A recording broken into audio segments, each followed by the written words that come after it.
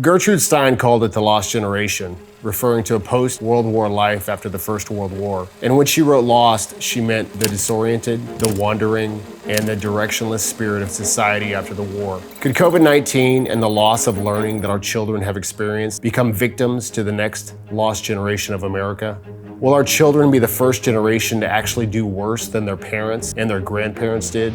Unfortunately, the science says yes. Education circles are calling it the COVID slide. Many students were lagging behind in learning. One of the worst disruptions to education in the history of our country. According to the McKinsey Institute, COVID learning loss, or simply unfinished learning, has left students on average 4 to 5 months behind in both math and reading skills from just 2 years ago. That number is expected to continue to rise as schools have been wholly unprepared in this age of masked up students, reduced staffing, and the terrible experiment of Zoom learning.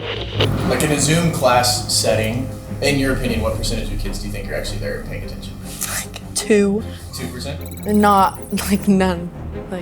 McKinsey is also stating that unless massive steps are taken to address this schooling crisis, today's students, our very own children, can expect to earn anywhere between $50,000 to $75,000 less over their lifetime due to the lingering effects of missed opportunities for deeper learning. And schools are trying to fix this, don't get me wrong. But schools now have a remediation dilemma on their hands. Schools are more concerned with bringing D and F level students to the state average of a C in order to receive funding. But in doing so, students already meeting the criteria are invisible to the administration and unmotivated to achieve more.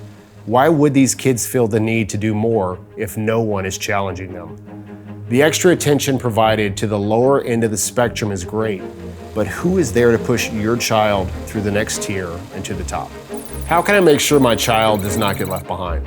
At Mavlab, over the last 7 years, we have developed and applied a mastery-based learning curriculum that motivates kids to learn and learn quickly.